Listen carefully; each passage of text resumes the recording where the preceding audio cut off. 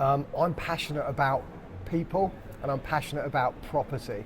And anybody that knows me well knows that. And Richard and I haven't just become acquaintances, business partners in terms of other business ideas and ventures. And he's one of the best and most consistent investors we've ever worked with. And he's a good guy all round. So I think from an investor point of view, he ticks the boxes. He's a good guy, he's serious, he's realistic. When we do something good, he appreciates it and he's ready to go again and again and again. And in return for that, we consistently provide him with the great deals that have good yields, have good return on investment, have exceptional cash flow and net profits. And we rent the rooms out, as I say, we rented, the last property we rented out was in a couple of weeks ago. All 6 rooms were within 24 hours. Richard was talking about 5 days. On some occasions, we're now renting them out within 24 hours. So Richard's ready to go, serious, good guy, top investor.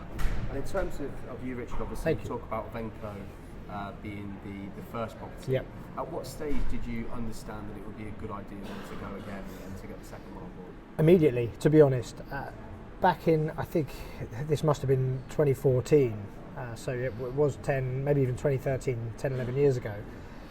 I have a software business, which I've since sold, but at the time I just did not have time to commit to the renovation, to the development, but actually the biggest challenge was sourcing the properties. It's the network, it's knowing what's coming onto the market, it's knowing what's on the market. The beauty of Pete and the company as a whole is you know the best places to buy and you know when the best times to buy in those places are. But most of all, they get the opportunities that others may not have. And that comes back to the buying below market value again. Not necessarily distressed buyers, but people in a hurry. Yeah. I think that they've been really, really good. It works for both sides as well. Obviously, you're able to give a seller a sale very, very quickly, but you're able to facilitate a buyer very quickly too. Yeah. So we went almost immediately. I have a feeling it was Laburnum, but we've had 8 in total, so I can't tell you the exact order of ceremonies. But Laburnum is actually one of my favourites. Laburnum was a good one. I actually sourced that property off a social media advert and spoke to the owner direct. And then over a period of time, we managed to negotiate the right price that I knew I could go to Richard with and say, look, this is below market value. I can see significant opportunity to add the value on top of that, which gives us potentially a 20% buffer. So it's not only safe, whatever the economy in the market does, there's scope to increase the value by at least 20%. I knew it was in a good area, close to the train stations, the amenities that we wanted to do. I knew it'd rent out quickly. And I went to Richard with the deal packaged completely, and I just made it too good for him to turn down. And that's the right opportunity. If it wasn't too good to turn down, I wouldn't have bothered him with it. He's a busy man. He hasn't got the time to mess around. And I know if I take the investors seriously and I only provide them with deals they can't turn down, that relationship's going to grow, the trust is going to grow, and the rest is history.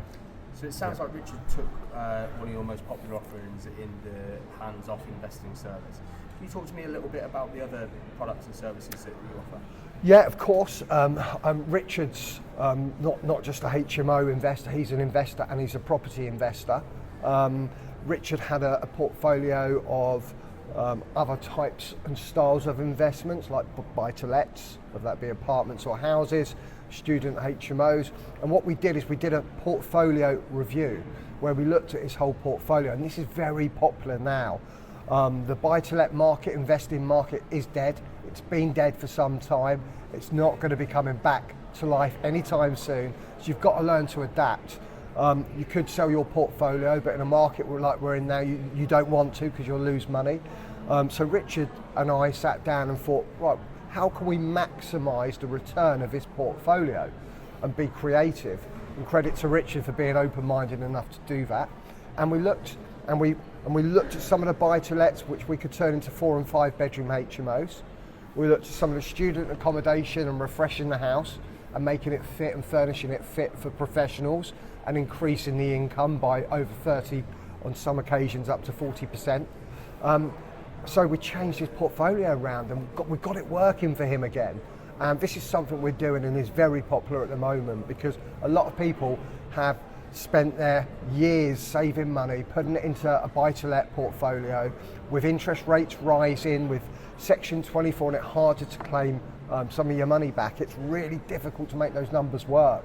Give me that portfolio, give us the portfolio, and we will turn it into a premium style rental property, and you could literally quadruple your income. And this is very popular because you don't want to be selling a portfolio in the market at the moment because prices are coming down. But rentals in the right areas with the right properties and the right accommodation are going up, and that's what we do. We force the rentals up. So I think it's very popular. Anyone looking to reshape their lettings portfolio or their buy-to-let portfolio, anyone looking to potentially add more income and profits to their portfolio, they should definitely get in touch, because we can definitely help them and they'll be surprised. And I think I've actually got a really good example of exactly what Pete's explaining there. I had a student property in Reading, near Reading Town Centre. I rented it to, whether it be students, whether it be a family. General income was $1,250, $1,350 at a push. It's a 4-bedroom house, or 3 bedrooms with a reception room. And Pete looked at the property and he said, this is a perfect professional rental. These rooms can each let from $550 to $650, I think you said. We renovated the property. It didn't cost much because the property was already in a reasonably good standard. I think we spent under $20,000 to freshen it up, and that property now returns $2,300 per month instead of $1,300 per month. So all of a sudden, you've added £1,000 per month to the rental return on that property. Yes, we now pay the bills because it's an HMO property, all-inclusive property. However, net, that's still over £600 extra per month for that property in particular. Yeah, it's honestly, it's a no-brainer, and I've got more and more of my old clients coming back to us now saying, how can we reshape our portfolio? And honestly, on occasions, you can turn income of £1,500 and you can turn it into $4,500 a month. On the occasion with Richard, which was actually some time ago now, wasn't it? Yep. We almost doubled the income. So it's a really good way of investors and landlords getting their portfolio up to what's happening in the market today, and increasing those income streams. So it sounds like you've obviously built a lot of trust with Pete and the service. In terms of what you'd say to other people that are maybe on the fence about investing in HMO Premier, what would be your advice? Yeah, actually, it's a really good question. I've been there. I've been an investor with spare capital that I wanted to invest in property. I didn't have the confidence, but I think the biggest word here is the T word. It's trust. And Pete, to be honest, it took 3 or 4 properties for you to earn that, because I've always had an idea of people within the property space. I hope you don't mind me saying, but estate agents, they do carry, I'm not saying you're an estate agent, but estate agents do carry a certain stereotype. And I was always very nervous. Whenever Pete presented a property to me, I would ask probably 25 questions. Yeah. I would visit the property 3 or 4 times before exchange. And each property that I bought, Pete reassured me more and more with his, not just his answers, but with actually his actions. He put his words into actions. We did build a portfolio, we have built a portfolio and continue to build a portfolio of positive yield properties. Not one property has had a negative outcome. They all return an excellent yield, and they've all gone up, most importantly, in capital value. Some in extreme cases, which are beyond anyone's expectations, and I think even Pete's in a couple of instances. But going back to the word trust, towards the back end of the portfolio in the last few years, I buy properties with Pete. The last 2, in fact, I've exchanged and I've never seen the property. I've only seen the photos. I've seen a video walk around from Pete, but I haven't actually visited the last 2 or maybe even 3 properties. And the only way I would feel comfortable to leave Pete with that responsibility is coming back to trust I trust that Pete's found the right property, it's in the right area, I've seen the videos, I've seen the photos, and he's backed it up with the numbers in the past, but also in each case-by-case basis. He presents the numbers, and if you know property relatively well already, you know roughly what you should be paying, you know roughly what you should be expecting in a rent. The other thing that Pete does really well is, he mentioned earlier on, he only presents properties that are below market value, that are genuinely good opportunities. Okay, Pete does not come to me or to any of the other investors, as far as I'm aware, with 5 or 6 properties per month. My wife calls it getting Netflixed, where you get given so many options, so many opportunities. If you contact most estate agents, they will send you 25, 50 properties that meet your requirements, but they don't meet your requirements.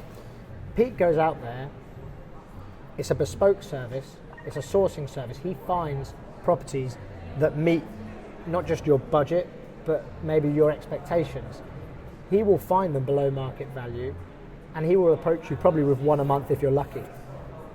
But that 1 a month will be a good opportunity. And if I don't take that opportunity, in most cases, in probably every case, someone else, if I'm not in a position to buy, which happens quite often, I can't always buy a property, he always sells to another investor because it is a genuinely good opportunity. I think I've bought probably almost 1,000 properties in my career for investors and landlords and property people that I work with and do deals with and invest with myself. I can honestly say I've never bought a bad deal. I won't. The first thing I ever learned 25 years ago in property investing is you make your money when you buy. You only lose money if you buy bad or you have a bad plan. We always buy well and we always have a good plan. And we only want to work with one client at a time. So if we're working with Richard, we will go and find Richard the deal he wants, and we will only package that deal for Richard, tailored around his requirements.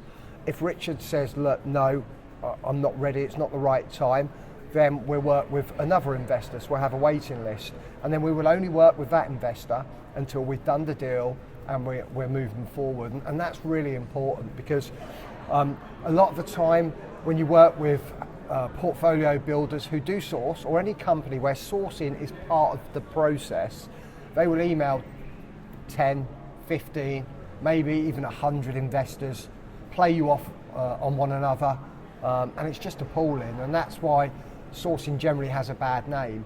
You know, I have a team of people that are out viewing every single day, looking at land reg every single day. They're doing the numbers every single day, building relationships with agents, working Rightmove, working the marketplace, speaking to agents on a daily basis. It's hard work to get the good deals. The minute we know we've got a good deal, I then come in, I assess the deal myself, I do the deal with the vendor, with the agent, with the property owner, I package it, I look at the worst case scenario for everything, and then I go to the client and we discuss it, and then we usually move forward. Because when you go through that level of diligence, with my experience and the team's experience, we then know that deal isn't good, it's great, and it's ready to then go and discuss with Richard or one of our other clients. But we're only as good as our last deal. It doesn't matter if I've done 1,000 good deals. If 1,001 is a bad one, potentially I could lose my reputation or a client, and we don't do that. So that's really important. And it's just nice when you've got clients like Richard who, as long as you present them with what they want, they're ready to go and go quickly. So how do people get in touch? Yeah, many ways. Hopefully people have seen my content either on YouTube, Instagram, Facebook or LinkedIn. They can visit our website, www.hmopremier.co.uk, and register and book in a discovery call. If you're serious about property investing, if you want someone to come and look at your existing portfolio, if you're looking for training, mentoring or help on your way, or you want to really benefit from hands-free investing and become a client of ours for life, then get in touch, visit our website, visit us on social media. We would definitely love to hear from you.